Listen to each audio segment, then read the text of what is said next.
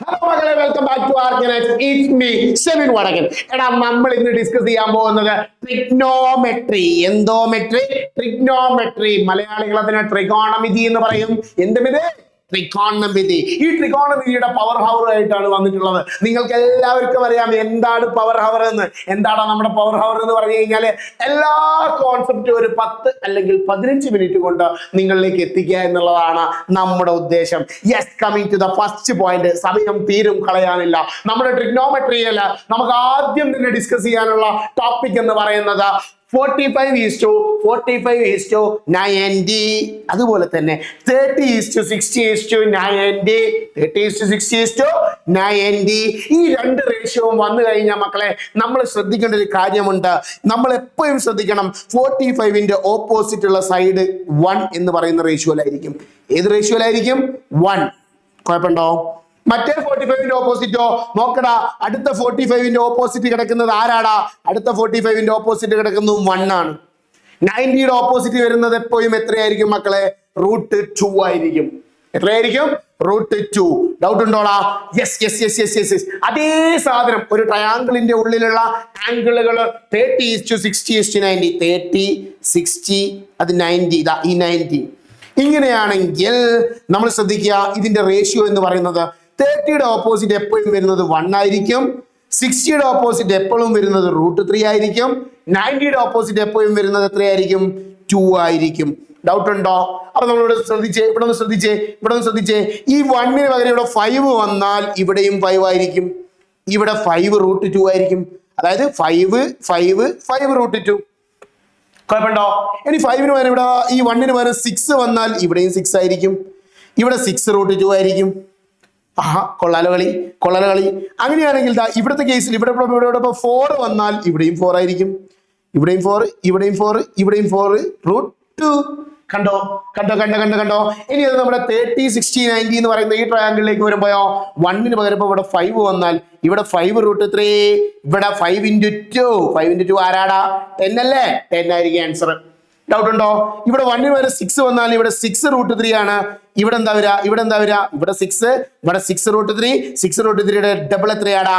12 ആണ്. 6 √3ന്റെ ഡബിൾ അല്ല, 6ന്റെ ഡബിൾ എത്രയാണ്? 12 ആണ്. ഈ ഒരു രീതിയിലാണ്, ഈ ഒരു റേഷ്യോയിലാണ് വരിക. സോ നമ്മൾ പ്രൈമറി ആയിട്ട് പഠിച്ചു വെക്കേണ്ടത് ഈ രണ്ട് റേഷ്യോസ് ആണ്. ഒന്ന് 45:45:90 എന്ന് പറഞ്ഞാൽ 1:1:√2. 30:60:90 എന്ന് പറഞ്ഞാൽ 1:√3:2. സെറ്റ് അല്ലടാ? സെറ്റ് അല്ലേ? Yes, moving to the next point. Sine ഉണ്ട്, കോസ് ഉണ്ട്, ടാൻ ഉണ്ട്. ഈ സൈനും കോസും ടാനും ഒക്കെ ഉണ്ടല്ലോ മക്കളെ, ഒറ്റക്ക് നിൽക്കുമ്പോൾ പാവങ്ങളാണ്. സൈൻ ഉണ്ട്, കോസ് ഉണ്ട്, ടാൻ ഉണ്ട്. ഇത് ഒറ്റക്ക് നിൽക്കുമ്പോ എന്താണ്? പാവങ്ങളാണ്. പണ്ട് നമ്മളെ മോഹൻലാല് ഒരു സിനിമയിൽ ഇവിടെ പോയത് ഓർമ്മയുണ്ടോ? അമേരിക്കയിൽ പോയത് ഒരു മലയാളികളെ കണ്ടുപിടിക്കാൻ വേണ്ടി എന്തോ ഒരു ടെക്നിക്ക് ചെയ്തിരുന്നല്ലോ. ഇതുപോലെ തന്നെ നമ്മുടെ സൈനും കോസും ടാനും എവിടെ പോയി എന്നറിയാം മക്കളെ? സൈനും കോസും ടാനും നമ്മുടെ ചൈനയിൽ പോയി. എവിടെ പോയി? ചൈനയിൽ പോയി കണ്ടിട്ട് സൈന് ചോദിച്ചു. സൈൻ എന്താ ചോദിച്ചെന്നറിയോ? എന്തുണ്ട് കയ്യിൽ? ഇങ്ങനെ ഉറക്കനെ വിളിച്ചറിയാ. ആരാ വിളിച്ചറിയണ്? സൈനാണ്. സൈൻ ഇങ്ങനെ ഉറക്കനെ വിളിച്ചറിയാണ്, എന്തുണ്ട് കയ്യിൽ? അപ്പൊ കോസ് പറയാണ്, സാധനം കയ്യിലുണ്ടേ. എന്ത് കയ്യിലുണ്ട്? സാധനം കയ്യിലുണ്ട്. അപ്പൊ നമ്മുടെ ടാന് പറയാണ്, എനിക്കും സാധനം. എന്ത് എളുപ്പം പറയണത്? ഇതാണ് സൈനിങ്ങനെ ചോദിക്കുകയാണ്, എന്തുണ്ട് കയ്യിൽ? അപ്പൊ കോസ് പറഞ്ഞു, എന്ത്? സാധനം കയ്യിലുണ്ട്. ടാൻ ഇപ്പൊ എന്ത് പറഞ്ഞു? എനിക്കും വേണം സാധനം, അല്ലെങ്കിൽ എനിക്കും സാധനം വേണമെന്ന് പറഞ്ഞു. എന്താണ് ഈ സാധനം എന്നുള്ളത്? എന്നുള്ളത് നോക്കുക. ഡിസ്കസ് ചെയ്യുന്നതിന് മുമ്പ് ഇംഗ്ലീഷ് മീഡിയക്കാരും മലയാളം മീഡിയക്കാരും ഒക്കെ ഒന്ന് ഇവിടെ ശ്രദ്ധിക്കുക. നമ്മൾ ഇതുവരെ ട്രയാങ്കിൾ പഠിച്ചിട്ടുണ്ടായിരുന്നത് ഒരു 90 ഡിഗ്രി എന്ന് പറയുന്ന സാധനം ട്രയാങ്കിൾ ഉണ്ടായിരുന്നു. ഈ ട്രയാങ്കിളിൽ 90 ഡിഗ്രിയുടെ ഓപ്പോസിറ്റ് ഉള്ള സൈഡ്, 90യുടെ ഓപ്പോസിറ്റ് ഉള്ള സൈഡിന് പറയുന്ന പേരാണ് ഹൈപ്പട്ടന്യൂസ്. എന്താ ടെന്യൂസ്? ഹൈപ്പട്ടന്യൂസ്. മലയാളികൾ അതിന് കർണം എന്ന് പറയും. എന്തെന്ന് പറയും? കർണം എന്ന് പറയും. പിന്നെ നമ്മൾ പഠിച്ചിട്ടുള്ള സാധനമാണ് ബേസ്. പിന്നെ നമ്മൾ ആൾട്ടിറ്റ്യൂഡ് എന്നും പഠിച്ചു. എന്നാൽ ഇനി മുതൽ എന്തില്ല? ബേസുമില്ല, ആൾട്ടിറ്റ്യൂഡുമില്ല. ബേസുമില്ല, ആൾട്ടിറ്റ്യൂഡുമില്ല, പാദവുമില്ല, ലംബവുമില്ല. ഇനി മുതൽ നമ്മൾ ശ്രദ്ധിക്കേണ്ടത് എന്താണെന്നറിയോ? നമുക്ക് തന്നിരിക്കുന്ന ആംഗിൾ നോക്കുക. ഈ ആംഗിളാണ് തന്നിരിക്കുന്ന എക്സ്. കണ്ടില്ലേ? ആ ആംഗിളിനെ സംബന്ധിച്ച് നോക്കുകയാണെങ്കിൽ, സൂക്ഷിച്ച് നോക്കണേ, ആ ആംഗിളിനെ സംബന്ധിച്ച് നോക്കുകയാണെങ്കിൽ അതിന്റെ ഓപ്പോസിറ്റ് ഉള്ള സൈഡാണ് ഈ സൈഡ്, എതിർവശമുള്ള സൈഡാണ് ആ സൈഡ്. അതുകൊണ്ട് തന്നെ ഈ സൈഡിന് നമ്മൾ വിളിക്കുന്ന പേരാണ് ഓപ്പോസിറ്റ് സൈഡ്. എന്ത് സൈഡ്? Opposite side. എതിർവശം. എന്ത് വശം? എതിർവശം. എന്ത് വശം? എതിർവശം. യെസ്, ദാറ്റ് ഈസ് എതിർവശം. അങ്ങനെയാണെങ്കിൽ ഈ സൈഡിന് എന്ത് പറയടാ? ഈ ബാക്കി വരുന്ന ഒരു സൈഡില്ലേ, ഈ ഒരു സൈഡിന് നമ്മൾ എന്താടാ പറയാ? ആ സൈഡിന് മലയാളികൾ സമീപവശം എന്ന് പറയുമ്പോൾ ഇംഗ്ലീഷുകാർ പറയും അഡ്ജസന്റ് സൈഡ്. എന്ത് സൈഡ്? Adjacent side. ഒന്ന് സൂക്ഷിച്ചു നോക്കടാ. അടുത്ത ചിത്രത്തിലേക്ക് നോക്കുമ്പോൾ ഉണ്ടല്ലോ, അടുത്ത ചിത്രത്തിൽ ഇവിടെ 90 ഉണ്ട്. എന്തുണ്ട്? 90 ഉണ്ട്. ഈ 90യുടെ ഓപ്പോസിറ്റ് ഉള്ള സൈഡിന് എപ്പോഴും ഹൈപ്പോട്ടന്യൂസ് എന്നാ പറയാ.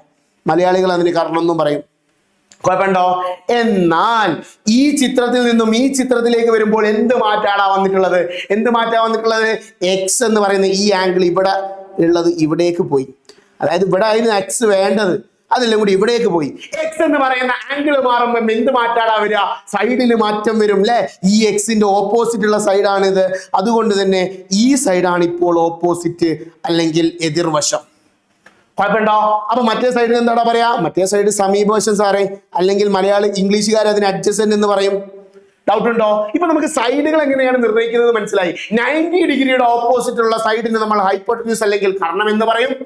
തന്നിരിക്കുന്ന ഒരു ആംഗിൾ ഉണ്ട് അല്ലെ, നമ്മളിപ്പോ ഇവിടെ എടുക്കുന്ന ആംഗിൾ എക്സ് ആണ്. ഈ എക്സിന്റെ ഓപ്പോസിറ്റ് ഉള്ള സൈഡ് അല്ലെ, ഓപ്പോസിറ്റ് ഉള്ള സൈഡിന് നമ്മൾ പറയും ഓപ്പോസിറ്റ് സൈഡ് അല്ലെങ്കിൽ എതിർവശം. ഡൗട്ട് ഉണ്ടോ? ഇനി നമ്മൾ നമ്മുടെ കഥയിലേക്ക് വരാം.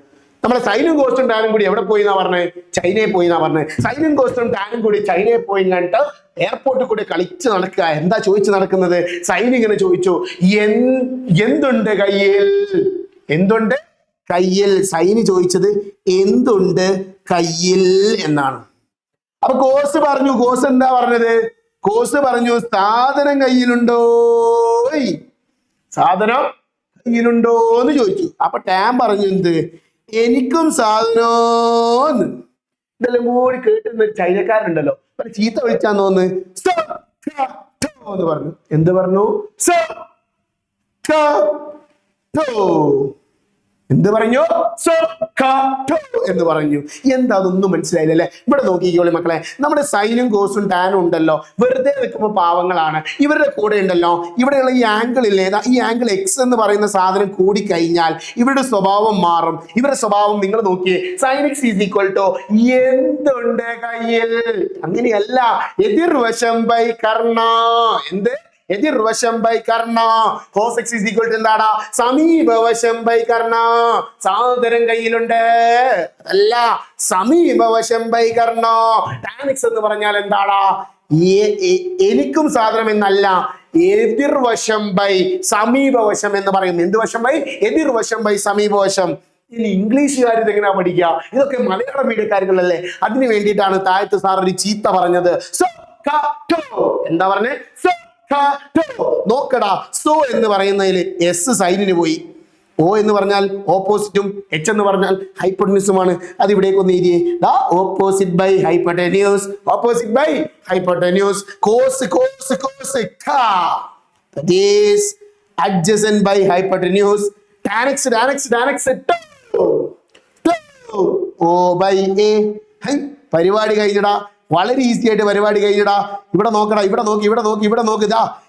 എന്താ ചെയ്യേണ്ടത്? Sine x is equal to, മലയാളികളാണെങ്കിൽ sine x is equal to എതിർവശം ബൈ കർണം, cos x is equal to സമീപവശം ബൈ കർണം, tan x is equal to എതിർവശം ബൈ സമീപവശം. അതേസമയം നമ്മുടെ ഇംഗ്ലീഷുകാർ എങ്ങനെ പഠിക്കും?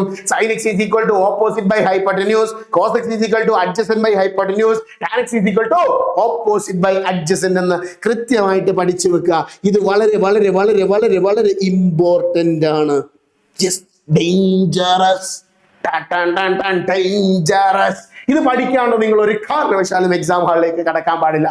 Yes, moving to the next topic. ട്രയാങ്കിളും സർക്കിളുമായിട്ട് ബന്ധപ്പെടുത്തി കണ്ടോ നമ്മുടെ ഈ ചിത്രത്തിലേക്ക് നിങ്ങൾ സൂക്ഷിച്ചു നോക്കി കഴിഞ്ഞാൽ കാണാം, നമ്മളൊരു സർക്കിൾ വരച്ചു. ആരെ വരച്ചു? സർക്കിൾ വരച്ചു. യെസ്, വട്ടം വരച്ചു. ഈ വട്ടത്തിൽ സി എച്ച് എന്ന് പറയുന്ന ഒരു വ്യക്തിയുണ്ട്. ആരാണ് ഈ സി എച്ച്? പഴയ മുഖ്യമന്ത്രിയാണോ? പഴയ വിദ്യാഭ്യാസ മന്ത്രിയാണോ? അല്ല. ഈ CH എന്ന് പറയുന്നത് ആരാന്നറിയോ മക്കളെ? നമ്മുടെ കോഡാണ്. ഈ CH എന്ന് പറഞ്ഞ ആരാണ്? കോഡ്. മലയാളികൾ അതിന് പറയും ഞാണ്. എന്ത് ഞാണ്? ഇവിടുന്ന് ഇങ്ങോട്ടുകൾ കണ്ടോ, 2 റേഡിയസ്, രണ്ട് റേഡിയസ് വരച്ചിട്ടുണ്ട്. അത് രണ്ടും കൂടി കൂട്ടിയിട്ട് നടുവിലൊരു ആംഗിൾ ഉണ്ടാക്കിയിട്ടുണ്ട്. ആ ആംഗിളിന് പറയുന്ന പേരാണോ സെൻട്രൽ ആംഗിൾ. X എന്ന് വിളിക്കാം, ചിലപ്പോൾ C എന്ന് വിളിച്ചിട്ടുണ്ടാവും ചില സ്കൂളിൽ.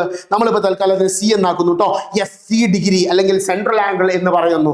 അങ്ങനെയാണെങ്കിൽ ഇവിടെ മക്കളെ നമ്മുടെ CH കണ്ടുപിടിക്കാൻ, CH എന്ന് പറയുന്നത് കോഡ് കണ്ടുപിടിക്കാനുള്ള ഇക്വേഷൻ എന്ന് പറയുന്നത് 2r sin C/2. എങ്ങനെ? CH is equal to 2r sin C/2. Equation വെച്ചുള്ള പ്രോബ്ലംസ് ഒക്കെ നമ്മൾ ചെയ്യൂട്ടോ. നിങ്ങൾ ഇക്വേഷൻ കാണാതെ പഠിച്ചു വെക്കുക. Yes, moving to next question. അടുത്ത ക്വസ്റ്റ്യൻ ആയിട്ട് കോഡ് കണ്ടുപിടിക്കാൻ ചോദിക്കുന്നത് പോലെ തന്നെ റേഡിയസ് കണ്ടുപിടിക്കാൻ ചോദിക്കും. റേഡിയസ് കണ്ടുപിടിക്കാൻ ചോദിച്ചാൽ എന്നാ പണ്ണുവേ? CH divided by 2 sin C/2. ഈ സാറ് ഈ ബൈ 2 ഈ മുകളിലെ 2 വെട്ടിക്കാഞ്ഞൂടെ? പാടില്ല, അങ്ങനൊന്നും വെട്ടാൻ പാടില്ല. അതിനൊക്കെ കുറച്ച് നിയമങ്ങളുണ്ട്. പണ്ടുണ്ടല്ലോ മക്കളെ, ഒരു ഉസ്മാൻ ഉണ്ടായിരുന്നു. ആരുണ്ടായിരുന്നു? ഉസ്മാൻ. ഈ ഉസ്മാൻ ചെയ്ത ഒരു കോമഡി കേൾപ്പിച്ചിരുന്നു നിങ്ങൾക്ക്. sin x by n is equal to 6 എന്ന് എഴുതി വെച്ചു. അപ്പോ സാറ് വരെ വിളിപ്പിച്ച് കണ്ട് ചോദിച്ചു, എന്താ ഉസ്മാൻ ഇങ്ങനെ എഴുതിയെന്ന്. അപ്പൊ ഓൻ പറയാണ്, സാറേ ഇതിൽ എന്നും വെട്ടിപ്പോയി, ബാക്കി SIX ഇത് 6 അല്ലേ സാറേ? ശരിയല്ലേ? ശരിയാണോടാ? ഇങ്ങനത്തെ മണ്ടത്തരങ്ങളൊന്നും ചെയ്തു വെക്കരുത് മക്കളെ. സൈനിനും കോസിനും ഒന്നും വെട്ടുന്നതിനൊക്കെ ചില നിയമങ്ങളുണ്ട്. അതിനുള്ളിൽ ആംഗിളിന്റെ ബൈ 2 ആണ്. അതായത് ഇവിടെയുള്ള സെൻട്രൽ ആംഗിൾ എന്ന് പറയുന്നത് 50 ഡിഗ്രി ആണെങ്കിൽ നിങ്ങൾ ഈ C/2 ആയിട്ട് എടുക്കേണ്ടത് 25 ഡിഗ്രിയാണ്. അതായത് ഇതിന്റെ പകുതിയാണ് എന്നുള്ള മീനിങ് ആണ് അതിനുള്ളത്. സോ ആ കാര്യങ്ങളൊക്കെ വെച്ചുള്ള പ്രോബ്ലംസ് നമ്മൾ അടുത്ത വീഡിയോയിൽ ചെയ്യുന്നതാണ്. നമുക്കിപ്പോ സമയമല്ല. ഞാനൊരു കഥ പറയട്ടെ മക്കളെ. ഞാൻ ഇന്ന് ക്ലാസ് എടുക്കാൻ വേണ്ടിയിട്ട് ഈ ഒരു സ്റ്റുഡിയോയിലേക്ക് വരുന്ന സമയത്ത് ഇടയ്ക്ക് ഒരു 4 മണിയായപ്പോൾ ഞാൻ ജസ്റ്റ് ഒന്ന് സ്റ്റാൻഡിൽ പോയി നിന്ന് നോക്കി. സ്റ്റാൻഡിൽ പോയി നല്ല അന്തസ്സായിട്ട് കപ്പലാണ്ടി നിന്ന് കണ്ട് ഞാൻ ഇങ്ങനെ വായ നോക്കിക്കൊണ്ടിരിക്കുകയായിരുന്നു. അപ്പൊ ബാക്കിൽ നിന്ന് ഒരു കുട്ടി വന്ന് കണ്ട്, ഇന്നല്ലാണ് സംഭവം, ഒരു കുട്ടി വന്ന് കണ്ട് എന്നെ തോണ്ടി. ഇന്നലെ വൈകുന്നേരം 4 മണിക്ക്. എന്നിട്ട് ഓടിനോട് പറയാണ് ഐ ലവ് യു. സംഭവം ഉണ്ടല്ലോ, ഞാൻ എന്റെ കണ്ണുകൾ വെച്ച് നേരെ വായ നോക്കിക്കൊണ്ടിരിക്കുമ്പോ ബാക്കിൽ നിന്നാണ് ഇവളെന്താക്കുന്നത് ഇത് പറഞ്ഞപ്പോ ഞാൻ ഇങ്ങോട്ട് എലവേറ്റ് ചെയ്തു പോയി. എന്ത് ചെയ്തു പോയി? എലവേറ്റ് ചെയ്തു പോയി. എന്നോടൊരു മുൻചത്തി കുട്ടി വന്നിങ്ങാട്ട് ഐ ലവ് യു എന്ന് പറയല്ലേ. നിങ്ങളൊന്ന് ആലോചിച്ച് നോക്കി. അപ്പൊ കണ്ണുകളൊക്കെ ഉണ്ടല്ലോ മക്കളെ ഉയർന്ന് മുകളിലോട്ട് പോയി. അതായത് ഇവിടെ നോക്കി, ഞാൻ കാണിച്ചുതരാം എന്താ അവിടെ സംഭവിച്ചെന്ന് ഞാൻ കാണിച്ചുതരാം. യെസ്, ഒരു ബ്ലാങ്ക് ഷീറ്റ് എടുത്തിട്ടുണ്ട് സാറ്. ഇതാ നോക്കിയേ, സാറ് ഇങ്ങനെ നിൽക്കുകയായിരുന്നു. സാറാട്ടോ, സെനിൻ സാറാണ്. ഈ സെനിൻ സാറിന്റെ ബാക്കിലൊരു ഗേള് വന്നു. ആര് വന്നു? ഗേള് വന്നു. എന്ത് വന്നു? ഗേള് GIRL ഗേള് വന്നു. എന്നിട്ട് ശരിക്കും സാറിങ്ങനെ നേരെ നോക്കി നിൽക്കുകയായിരുന്നു. ഈ നേരെ നോക്കി നിൽക്കുന്ന സാറുടെ ബാക്കിൽ വന്ന് കണ്ട് സാറ് ഇന്ന് പ്രപ്പോസ് ചെയ്തോടാ. സാറുടെ കണ്ണുകളുണ്ടല്ലോ, നേരെ നോക്കി നിൽക്കുന്ന കണ്ണുകളെല്ലാം കൂടി ചെയ്ത് മുകളോട്ടങ്ങ് പോയി. എന്റെ മക്കളെ, ഇതിനിടയിലുള്ള ആംഗിളിന് പറയുന്ന പേരാണ് ആംഗിൾ ഓഫ് എലവേഷൻ. എന്ത്? സംഭവം ഇത്രയേ ഉള്ളൂ. നേരെ നോക്കുന്നിടത്ത് നിന്നും നേരെ മുകളിലോട്ട് നമ്മൾ ഇങ്ങനെ നോക്കുകയില്ലേ? ദാ ഇവിടെ നോക്കിയേ, ഇവിടെ ഒരു ഉസ്മാനെ കാണാം. ഈ ഉസ്മാന്റെ പേര് സെനിൻ അല്ലേ? വേണ്ട, വടക്കൻ. യെസ്, ഈ വടക്കൻ ഇങ്ങനെ നേരെ നോക്കി നിൽക്കുകയാണോ? നിങ്ങൾ കാണുന്നുണ്ട്, വടക്കൻ ഇങ്ങനെ നേരെ നോക്കുകയായിരുന്നു. ഈ നേരെ നോക്കുന്നിടത്ത് നിന്നും മുകളിലോട്ട് ഞാനിങ്ങനെ എലവേറ്റ് ചെയ്തു പോയി. എന്നോടൊരാൾ വന്ന കാര്യം ഇങ്ങനെ പറഞ്ഞപ്പോൾ എൻ്റെ ഉള്ളിൽ എലവേഷൻ നടന്നു.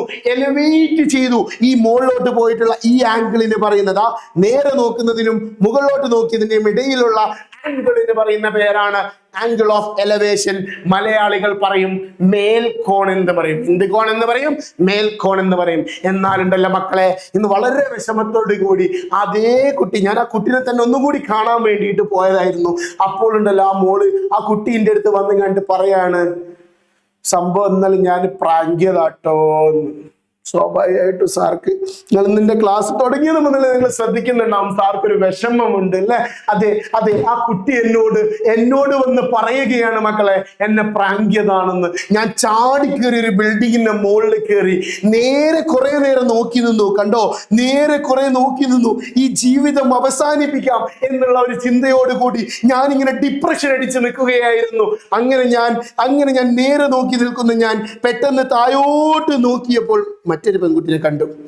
ആ കാണുന്നതിന്റെ മുന്നേ നോക്കണേ, ഇവിടുന്ന് നേരെ നോക്കിയിട്ട് അവിടുന്ന് താഴോട്ട് നോക്കുമ്പോൾ ഇതിനിടയിലുള്ള ആംഗിളിന് പറയുന്ന പേരാണ് ആംഗിൾ ഓഫ് ഡിപ്രഷൻ.